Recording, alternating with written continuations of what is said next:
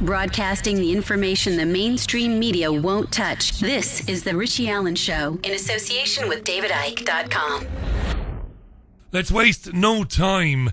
Our next guest is a writer, a blogger, a academic of serious note, multilingual. Could be here all day talking about him. Terrific broadcaster. You can find him on Twitter, seeing as most of our comments are coming in on Twitter. His Twitter handle even is @TruthJihad. That is @TruthJihad. Always a genuine pleasure to welcome back to the programme our friend Kevin Barrett. Kev, welcome back. How are you? I'm well, Richie. Thank you. Good to be with you. Good to be with you.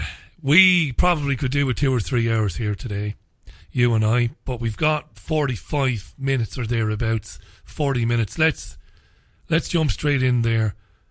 What's going on with the so-called independent media? What will it take Donald Trump to do before these people accept that they've been had again? Now, I must point out, our mutual friend, cantankerous and all as he is, but we love him, James H. Fetzer, said to me today, I am very upset. This is Jim Fetzer. I will denounce the apparent continuation of the neocon agenda. I am very upset. I appreciate his humility, but he's on his own, Kev, because no matter what Trump does, the so-called independent media, supposedly the war against tyranny, the front lines of the war against tyranny, the front lines of the information war, are supporting this neocon Zionist lunatic who's inhabiting the White House now. What's going on? Well, Richie, I'm really glad to hear that Jim Fetzer is starting to climb down from that very high and precarious perch that he mounted a while back, singing the praises of Trump. It reminds me a lot of what happened back in 2008 when Jim and so many other people believed Barack Obama's promises that he was bringing hope for change and everything would change now that we had this totally unlike George W. Bush guy in the White House. A lot of my friends, people around me, felt that way, voted for Obama, and became gradually disillusioned. But with Trump, frankly, Richie, I'm not sure how anybody even got fooled for a minute. Just the guy's demeanor is very, you don't have to watch him talk for very long to notice that there's something really wrong with this guy. And nothing he says really makes a lot of sense, nothing coherent there. So anyway, long story short here is that I expected that people like Jim Fetzer would once again recognize that they had been had by Donald Trump. And so far, not a whole lot have. So good for Jim. Good for Jim is absolutely right. I've invited Jim to come back on with me next week and have a chat about it. He's genuinely distressed about it, I think, Jim. And Jim is obviously incredibly intelligent. I think, though, Jim's background, he was in the Marines, and I think there's always a part of people like Jim that want to hang on to just that little bit of belief that the means to change things can be found at the ballot box. And, and maybe in 4 years' time, God love Jim, and I don't mean to patronise him because he's incredibly intelligent and he's very important, Jim. But in 4 years' time, God love me, he might be endorsing somebody else. And this is the problem. Is Donald Trump creating an autocracy? Or I'll ask you a better question than that, Kevin. Is Trump being used by the elite to create an autocracy for presidents to come and for presidents forevermore? I'm talking about him basically trying to, with the stroke of a pen, remove the judiciary from process, annihilate the Constitution, put himself in a position where he needs to deal with nobody. He doesn't have to speak with anybody. If he decrees it, therefore it is, therefore it must become law. So that seems like Trump, but is there something else going on behind the scenes? Is he being used to lay the groundwork for basically an autocracy of the future? I think so, Richie. It's not just Trump, of course. We've had this Federalist Society dominating the American judiciary for many, many years, and they are dedicated to a kind of a neoconservative reading of the U.S. Constitution, which in a way is actually not just misreading it, but kind of shredding it. These people basically think that the nation needs a kind of a Führer or somebody who's above the law. And this follows the political philosophy of Carl Schmitt, who was the #1 Nazi philosopher, and his top disciple, and even a more radical disciple, was Leo Strauss, the founder of neoconservatism. Schmidt said that the ideal state to govern in is the state of emergency, because then you don't have all of the parliamentary wrangling and all of the give and take and discussion in the kind of a democratic system where it's messy and it's really hard to unite people in service to a great project. So Schmidt said that, the great projects are all basically war, that politics is the science of enmity, that is uniting people in hatred of an other. And in order to do that well, you really need to install a state of emergency and abolish the democratic, parliamentary, and Republican procedures and have a leader or a Führer. And this is why he was the number one Nazi political philosopher, and he's still maybe the most influential political philosopher of the past century. The Neocons totally embraced him by way of Leo Strauss. So they're very dedicated to destroying the foundations of the Enlightenment in terms of democracy and these checks and balances. And Trump is really almost the perfect guy with his out-of-control ego and his serious case of narcissism and borderline sociopathy. This is the guy who will be very, very happy to install a state of emergency when the time comes. We've already got a state of emergency that's wiped out 90% of the Constitution, inherited from the 9/11 false flag operation. So I'm wondering if they're going to do something similar to Trump Tower. They're going to blow up Trump Tower the way they blew up the Twin Towers in Building 7, and that will go after Trump's narcissistic sort of phallic obsession, and he will be outraged, but the country will be in a state of shock. So it would go along with him as he finished off what's left of the Constitution. This is really my great concern, and I just hope that the American people and the media will be awake if and when that happens. And Kevin, and the reason I've loved speaking to you since we began talking in 2008, 2009, these conversations, they segue off into different avenues and corridors. You've got me thinking there about, there's a new television series, or relatively new, it's on Netflix, Kiefer Sutherland again. This time he's the president. The entire cabinet and all the Senate and Congress has been killed, and he's the president, and again it's Islamic terror.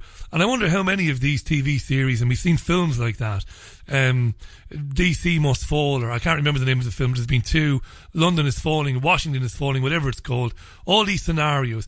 How much are people being prepared for these types of future false flag attacks, like you described there, one of Trump's big buildings getting blown to pieces, some of Trump's staff being murdered, and then that state of emergency you described, which was the atmosphere, of course, 15 years ago, wasn't it, Kevin, when the Patriot Act, which couldn't be any more unpatriotic, what an incredibly, again, Huxley-esque or Orwellian document and set of laws that was, but people acquiesced to it because we're under attack and these lunatics can kill us at any time.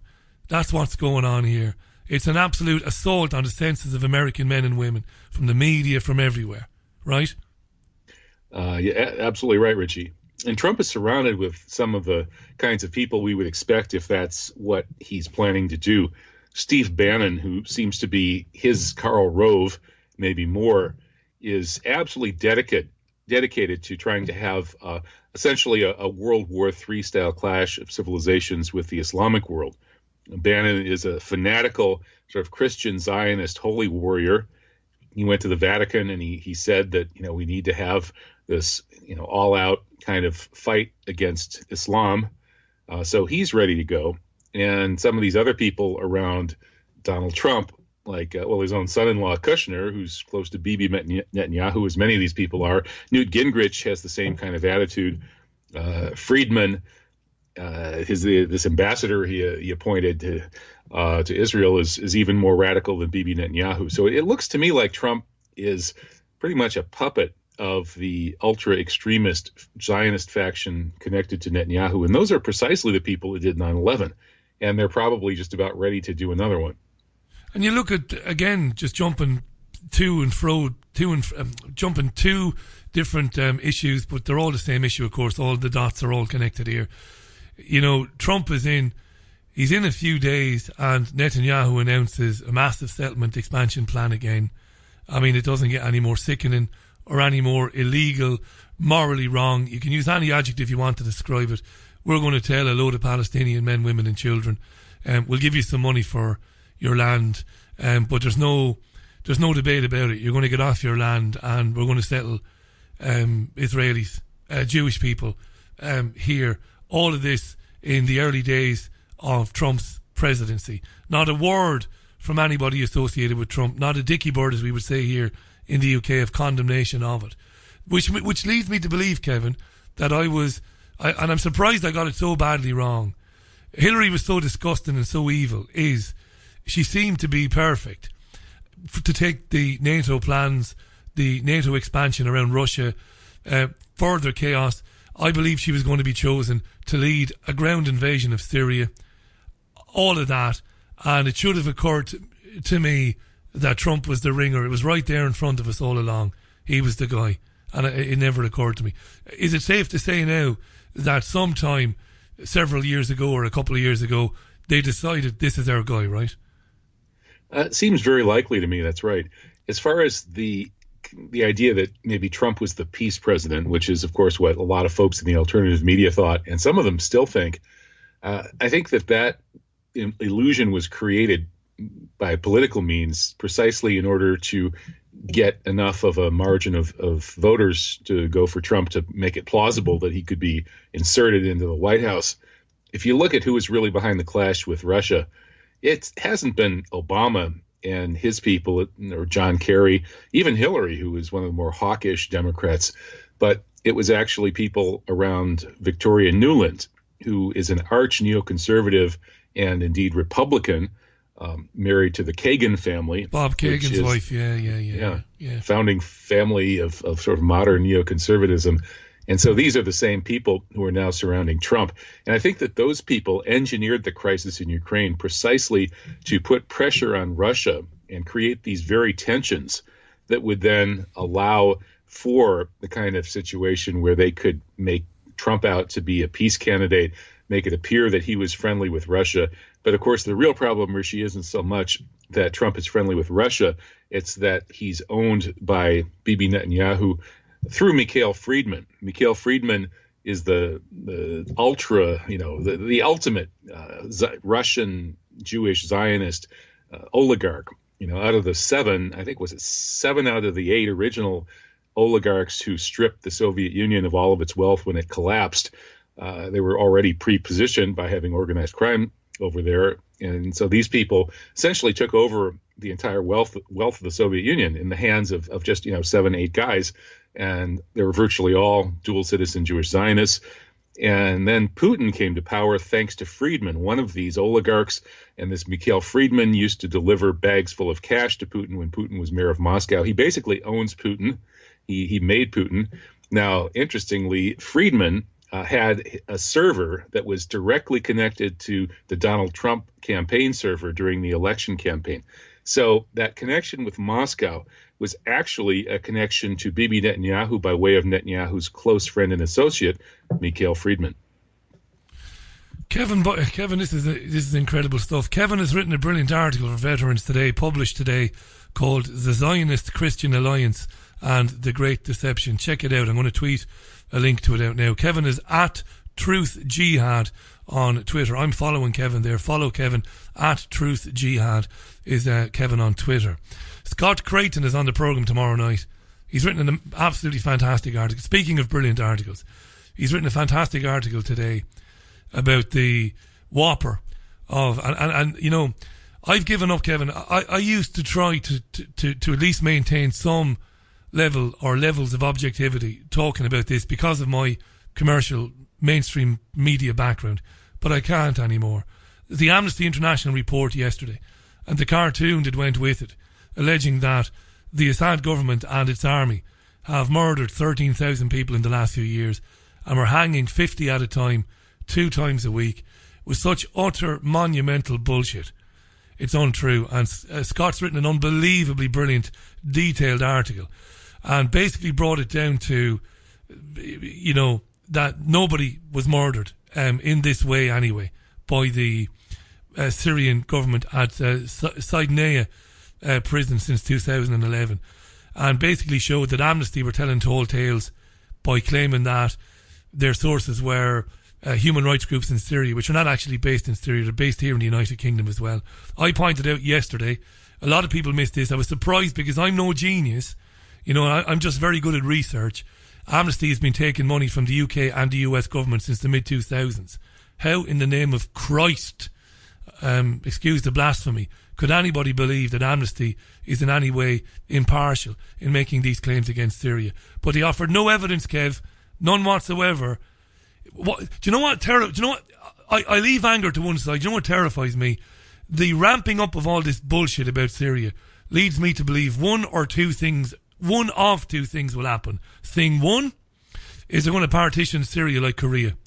Or two, there's going to be a ground invasion. What do you think?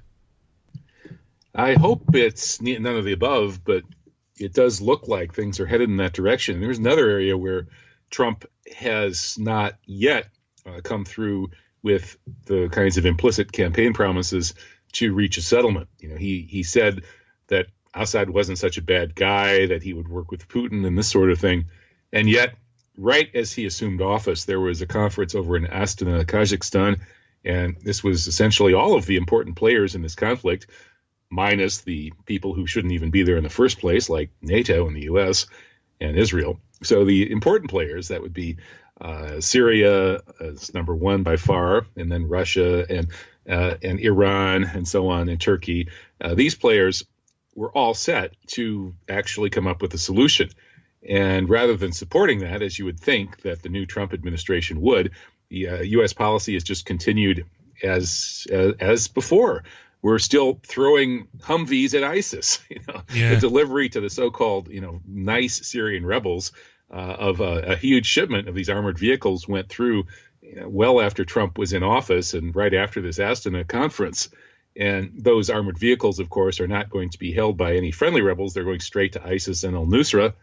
And so we're not seeing any executive orders from Trump stopping the arming of ISIS. He even said that Obama created ISIS. Well, why doesn't he end ISIS by ending American support for ISIS? Well, I guess that's not on his agenda.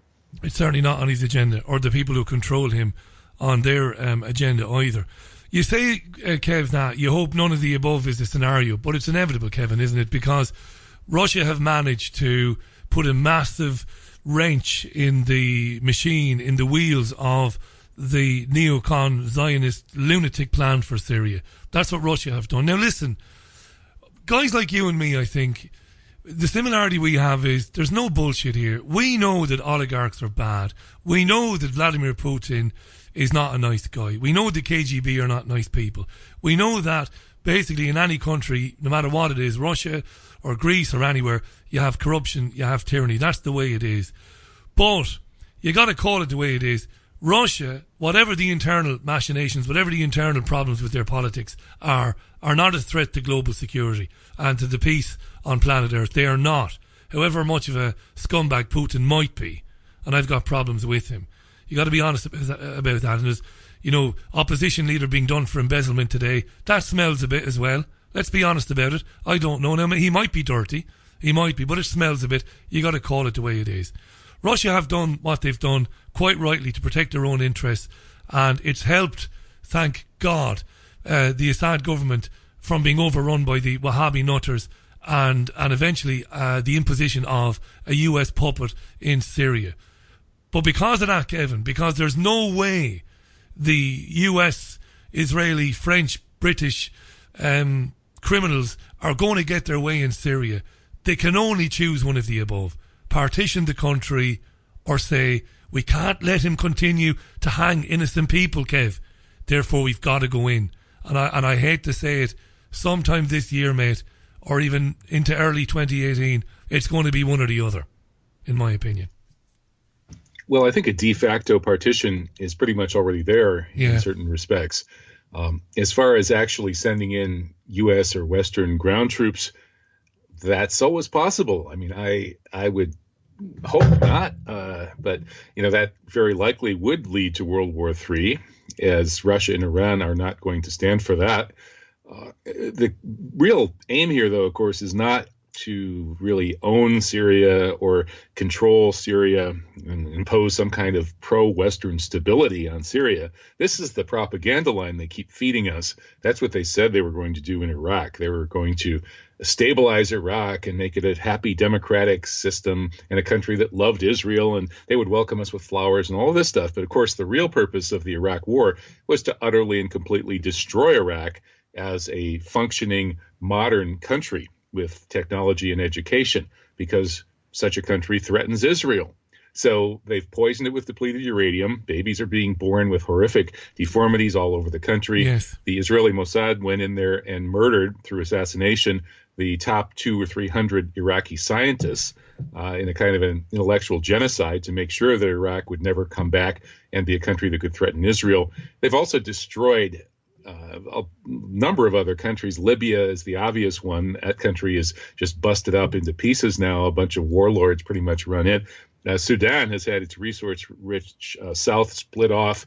It's occupied by Israeli interests that are stripping it of its resources in the south, and it's of course the situation for the innocent civilians who were in bad shape before is even worse now. But you never hear about it because all of that human rights propaganda about Sudan was all designed to destroy Sudan and make it even worse. The game plan here, Richie, is for the Zionists to destroy every country in the region that could have any possibility of posing a threat to Israel 10, 20, 30, 50 years down the line. That's what this is really about. They've basically admitted it. General Clark told us that 9/11 was all about destroying 7 countries in 5 years. Absolutely. They're a little bit behind schedule, but not that much. Absolutely. And if anybody wants any proof, look at the Israeli flag from the Euphrates to the Nile. It's right there in front of you, you know, and people can say whatever they want. I couldn't give a damn. It's the truth. My friend Terry Howell in Salford has reminded you and I that a film tipped to do very well in the Oscars is a film called Patriot Day, starring Kevin Bacon, based on the Boston bombing. Kevin, whenever I hear about the Boston bombing, and whenever I hear about this particular film, my blood boils with rage, because I interviewed the director of several television series and a couple of low-budget films who knew one of the crisis actors who was involved in the so-called Boston bombing, which is the absolute, in my opinion anyway, it's the definition of a hoax, that, where nobody was hurt, where everybody purporting to be injured or hurt was actually playing a part. Now, I don't know about other so-called hoaxes. I think Sandy Hook is, you know, an absolute ringer as well. But films like that, Kevin, this is how they're getting to people. This is how they're selling this common agenda, isn't it? You know, reminding people that there are people hanging around street corners hell-bent on blowing themselves up and killing you as well. And they're rewriting history with films like Patriot Day. These films are going straight to the top of the box office charts. They're in every cineplex and multiplex in the country. And people are walking out of those cinemas and have been brainwashed, right? How do you counter that, Kev? What do you do about that? Well, I've been trying to counter this stuff since I woke up to 9/11 being an inside job back in 2003. And I could use some help from people with serious money and media reach. It's amazing that, you know, there's basically only been one guy with serious money who ever tried to spread the truth about 9/11. And that was Jimmy, what's his name? My mind is losing Jimmy's last name, right? Jimmy Walter. Yeah, Jimmy Walter. And, you know, he bought full page ads in the New York Times and the Washington Post. And then suddenly he was getting terrible threats and his home was attacked and vandalized. And he ended up having to flee the country and withdrawing from the 9/11 truth fight. So maybe that's why none of these Silicon Valley billionaires who are so worried about Trump founding a new Nazi Reich are actually going to do what it would take to stop that, which would be spreading the truth about these things. But you're right, Richie. I get furious whenever I see these Hollywood films, you know, Zero Dark 30 and these various terror propaganda films that are way beyond anything that the Nazi propagandists ever dreamed of. And you're right, the Boston bombing obviously was a false flag. Whether anybody got hurt and how hurt, I'm not sure. But yeah, there are some indications that it might have been a theatrical production. In any case, the Tsarnaev brothers most certainly were innocent. and convicted of a crime. Well, the younger brother was convicted of a crime he never could have committed. And we had other people murdered to keep it all hushed up, including Totoro, the friend of the older Sarnet brother, who was executed point blank with a shot to the head from, right up against the skull from behind while he was in FBI custody. And that's a heck of a shot, trying to escape kind of scenario. Imagine that. And in fact, he was silenced. Yeah. So the Boston bombing is clearly a false flag atrocity, and just one more in a long list of false flag atrocities. So, Richie, why doesn't the alternative media get that they have brainwashed us into imagining that there's some kind of Islamic threat to the homeland when there is no such threat? If there were, they wouldn't have to invent all of these bogus terror. No, they wouldn't. Do you know what, Kevin? When I used to go to school, my teachers used to cotton on very quick to the same lame old excuses. The dog ate my essay. My mum accidentally threw my essay out with a pile of magazines. All that old bullshit. But my neighbours and my friends never seemed to tire of the same old story. We found a passport at the scene, and that led us to the suspect's, usually the deceased suspect's apartment. And in the apartment, Kev, we found all the plans for the attack. When will people get tired of the same bullshit story being told to them? Because it's not even... it would be a joke if there were just some glaring similarities. It's not similarities. Every time one of these things happens, it is the exact same story. It was a loner. The police knew about him. He was a petty criminal. He was a loner. He left his passport at the scene. And then when we searched his apartment... I mean, Kevin, this attack at the Louvre...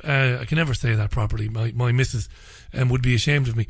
The Louvre Museum. This guy wearing an Italian soccer jersey and a pair of trainers just ran like an idiot at armed to the teeth French soldiers and then got shot. And then they found in his bag, they found a machete and they found this and all that. When will people wake up, Kevin? What will it take for people to look at it and look again at the news and go, come on.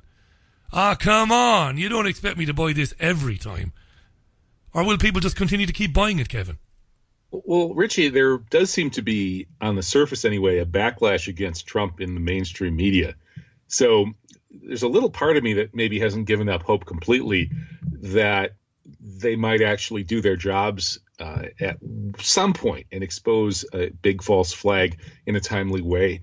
With 9/11, for example, the mainstream media did report all sorts of facts that are just so damning to the official story, but they never put them in context and they never really made it obvious and unavoidable for their readers that this is what was going on. For example, the German media, the biggest German media, all did report about the magic passport of Muhammad Atta, which was discovered in Hamburg, I believe, by a good Samaritan burglar. Some guy burglarized an apartment, found this suitcase of Muhammad Atta's containing all sorts of incriminating information about him that was used for the whole 9/11 official story. And this burglar delivered the suitcase to the German police. And, that's just the most absurd concocted story. And I think it was Der Spiegel that first reported this. And they even reported that the German police know that this was no burglar. This was an intelligence agent. And the only question is, which intelligence agency? That was all reported by Der Spiegel. And then they put it in their book about 9/11, which doesn't even question the official story. And there's the other magic suitcase of Muhammad Atta, the one that was planted on the plane, the commuter flight from Portland, Maine to Boston, Massachusetts, that Atta supposedly took on the morning of 9/11. He made that, why he would take a transfer flight rather than just flying out of Boston. He was in Boston the day before. Why didn't he just fly out of Boston? No, he had to drive up to Portland, Maine and catch a commuter flight. Anyway, his suitcase goes on the commuter flight and then for no evident reason, it just happens to not make the transfer to doomed Flight 11. So Otta, supposedly, according to the official story, goes into the trade tower in a big fireball, but his suitcase is magically discovered at Boston's Logan Airport, full of incriminating evidence, including his ludicrous last will and testament that begins not with Bismillah, Bismillah ar-Rahman ar-Rahim, which is the way Muslims begin things, but rather in the name of God, myself, and my family. That's what they reported. This is so ludicrous, and yet this is the only source of evidence for the official story. That's where they got the 19 names, although it was the wrong 19 names for the first few days, and the media just won't touch this stuff. But if Trump tries something like this, maybe they will touch it. There's a part of me that says, look, these people in the media and a lot of the political class here in the U.S., they're freaking out about Trump. They know what he's capable of. He's not subtle at all. And so maybe if he tries something, or if the people behind him try something, the folks who aren't on board with it in the mainstream will push back. I certainly hope so. And that's one of the reasons I keep doing the work I'm doing, in hopes that they won't keep getting away with this stuff. Brilliant, Kev. My friend and colleague, Jean-Anne Crowley, who is a very good actress, tweets this, or emails this, I should say. I think they began using more and more crisis actors because of mothers. After 9/11, the mothers of people who had really died just wouldn't give up, which really annoyed the powers that be and threatened their story, in inverted commas, because they were relentless in pursuit of the truth. Mothers, because mothers never give up, and as we know, that can be quite annoying. That's an excellent point, that, as to why they might begin to use crisis actors. And talk about crisis actors, the guy at Sandy Hook was laughing and joking with the camera, with people just before he comes on camera to talk about his son, and then his demeanour completely changes and he goes into this very sorrowful speech to the media. Keep the tweets and emails coming in. It's at Richie Allen Show on Twitter. Kevin Barrett is our guest. Go to at Truth Jihad. And Kevin, give us the link to your radio show, by the way. Well, you can find my radio show and everything else I do pretty much by way of truthjihad.com. That's all run together, Truth Jihad. And, Richie, you mentioned that, the implausible performance by the Sandy Hook victim's father. Well, we have a similar case with the Orlando shooting. That was the basis of my most recent edited book, which is called Orlando False Flag, The Clash of Histories. So Orlando False Flag, you can find that on the internet. And one of the many items indicating that was another of these staged provocations is the laughing policeman. Remember the laughing policeman? The laughing policeman, yeah. Yeah. They're having a very somber sort of funeral ceremony honoring the fallen in this worst massacre in the history of Orlando. And they all pretty much have the right face for that, or close enough anyway, except for the one guy who's like laughing and nudging and winking. And, he maybe he wasn't aware that he was on camera or what, but it's quite telling. It is quite telling, Kev. It is. So truthjihad.com. Follow Kev. It's at truthjihad. This is very important stuff. I'm going to read a few tweets, and let me just scroll down there. Some of you have been tweeting the photographs of the fake, how do I say this? The fake leg, the Boston bombing, that famous picture of the guy in the wheelchair, which for me gave the game away. And Carlos. That's right, Kevin. Thanks. I used to be very, very reticent to acknowledge that these things were, basically what they are, because I was worried at one stage about, losing, not so much losing the audience, but that it would be difficult for people to listen to the program. And we're always trying to get people who ordinarily think we're crazy to listen to us. And I was very reluctant to talk about crisis actors. There was a time when I wouldn't talk about it, in fact. I never censored anybody at all, but I wouldn't go there. And if anybody went there, I would just, I would kind of be quiet on that. But D tweets, Kevin is a fantastic guest. This is proper information. Mark tweets, it's the old phrase, you can elect but never select the candidates. That's absolutely right. They give you a choice every single time. Fluffles tweets, I had a court summons once, but I had no loo roll. Honest fact. Richie there says Fluffles. Himanshi tweets out pictures of the same woman used. Apparently, I don't know if this is true, but they might have used the same woman to be a crisis actor at Sandy Hook and Boston. I don't know if that's true. Kevin, how much do we have to be careful that when these false flag staged events happen, that the system behind them throws out crazy stuff as well, in the hope that we jump on it and use it as evidence when in fact it isn't evidence, and then they can point the finger and say, look at those crazy bastards, Kevin Barrett and Richie Allen and David Icke. How much of that do we have to be aware of? Well, a lot of it, and it's worse than that, Richie, actually. Not only are they putting out completely crazy, untrue stuff for us to latch onto so they can discredit us when we simply, point out what it looks like, but they actually do things in such a way that if you tell the truth about it, it sounds crazy. So it's a really tough situation to be in. One of those things that they may very well be actually doing that sounds crazy and keeps us marginalized when we talk about it, indeed, is this crisis actors thing that you're talking about. Just by talking about these apparent crisis actors, they have a great propaganda approach. All they have to do is say that we are dishonoring these victims and we are, really hurting them, and it's so cruel, and we're taunting the victims. This is what Posner has been doing. This Posner guy, who is the father of Noah Posner, the Sandy Hook victim, or whatever you want to call him. I'm not 100% sure in most of these cases, so I'm not going to start saying, I know that this guy didn't get killed. I don't know for sure, but that Posner guy really looks suspicious to me. And he's been used as the point man for the pushback against people who are questioning Sandy Hook, and indeed for the whole truth movement, really.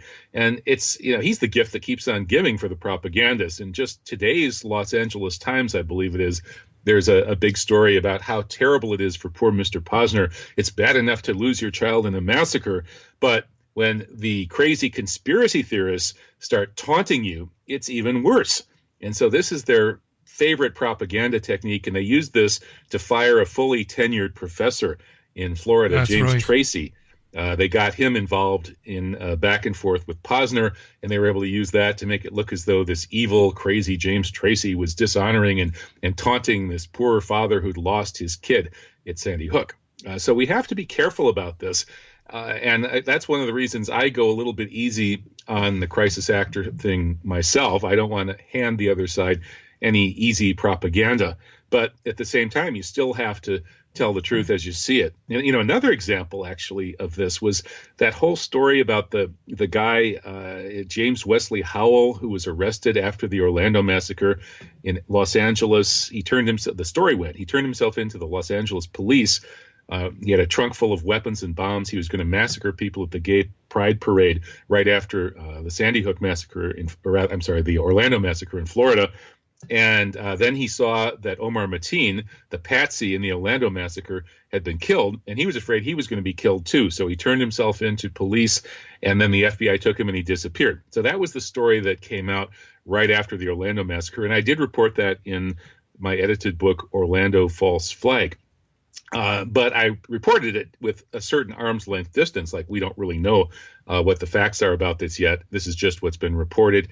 As it turns out, James Wesley Howell has indeed been treated normally. He wasn't kidnapped and disappeared by the FBI, and it's not at all clear that the story where he said he and Omar Mateen trained with the CIA to do these massacres is true. That actually looks like it very likely was a planted story designed to make us look bad. One of the many items of evidence, these false leads that they throw out there. So long story short, Richie, they're not only doing crazy things that make us look crazy if we talk about them, but then they're also throwing out false leads for us. So our work is cut out for us. Yeah, because they're not stupid. Evil, sick, and bent. Bent as in corrupt as they are. They're not stupid. D tweets, Richie, ask Kevin, has he seen a new TV program broadcast on CBS which attempts to reinforce the mainstream narrative on Sandy Hook and 9/11, etc.? I wasn't aware of it, Kev, but apparently CBS are running, according to D, a series of programs designed to remind people that these were seriously bad things that happened. Are you aware of that? No, I haven't caught those, but thank you for letting me know. I'll look into that. I mean, we saw the BBC did Conspiracy Files here in the UK, which was a disgrace. It was an affront to journalism. They did 7/7. They did September the 11th, amongst one or two other things, and purported to be a serious and a very fair and objective examination of the facts. And of course, they were just hit pieces on everybody associated with the 9/11 truth movement. They were hit pieces on everybody asking questions about the 7th of July. You're never going to get, I mean, when you hear CBS is going to have a serious look at Sandy Hook, it's just absolute garbage. It's going to be a hit piece on people like Wolfgang Halbig, who I've had on programmes for the last few years, TV in London here. I've turned Wolfgang upside down, and I can only conclude the man is as honest as the day is long. A school safety inspector nationally, a highway patrol officer, from his home, from his living room, from his den, with a beer in his hand. He looked at Sandy Hook and he thought it stank, and he's come out and he's asking questions about it ever since. There's no way these programs are going to do a proper investigative piece on these things. They're just going to try and make guys like Wolfgang Halbig, guys like Kevin Barrett and others look like idiots. That's what they do, Kev, right? Oh, yeah, and worse, they actually get people fired from their jobs. This happened to James Tracy. And now we've seen Tony Hall suspended from his teaching job at the University of Lethbridge for asking hard questions about these kinds of issues. We've seen Joy Carriga fired at Oberlin College for simply mentioning my book on social media. So you're not even supposed to acknowledge that this material exists. And to me, that's not what the academy is for. You know, the Western Academy, you know, we're supposedly an Enlightenment culture. We're supposed to be using critical thinking to take apart the social myths and to expose the powers that be. That's what I was brought up as. You know, they told me that was my job. That's one of the reasons I went into the academy, was to do that. And now it appears that these various hoaxes are being created precisely by these neoconservatives who don't believe in the Enlightenment. They don't believe in having an open academy. They believe that public myths, as Philip Zelikow calls them, should be inculcated in the population. People should be brainwashed by these myths, and that the elite, that is the neocons, should be the only people who know what's really going on. So I think they're systematically taking down critical thinking and free reporting, independent journalism, and especially the free academy. And they're terrorizing professors into towing the line. You know what, Kev? Final word on this, because we're just out of time. Everything you described there is as eloquently as only you can, from where you come from, I should say, leads to what you have in France at the moment, which is martial law. The French are quite happily going along about their business alongside the Seine in Paris and in inner city Paris, going about their business, surrounded by thousands and thousands of soldiers. Quite happily, Kev. That's what it leads to. That sort of brainwashing is martial law, a police state. And imagine, you'd never have believed. And people can say what they want about the French. I know my history. I know what the French are like. The French are incredible at standing up to authority and not taking it. They are acquiescing, Kev, to martial law, right? It looks that way. It's really sad. There are some dissident voices. It was great to see that Garrett Coleman, the Irishman who's been ensconced in Paris for quite some time, got more than 1 million hits almost instantly when he called out that November 2015 Paris false flag on RT.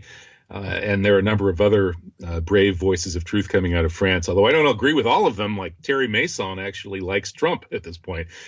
So, you know, anybody can get misguided. But yeah, the population in France is just as badly brainwashed as the less educated population here in the U.S. So maybe those brilliant French intellectuals that we all admire from afar are not quite as smart as we always thought they were. Kevin, I could talk to you all night, mate. I always say that whenever we've spoken. We could go on forever. Thanks so much for your time today. Go to truthjihad.com, folks. You'll find Kevin's shows there. He's outstanding, and you can read him at Veterans Today, and do follow him on Twitter. I follow him there, even though he doesn't follow me back. I'm only joking. I don't care about things like that. It's at Truth Jihad on Twitter.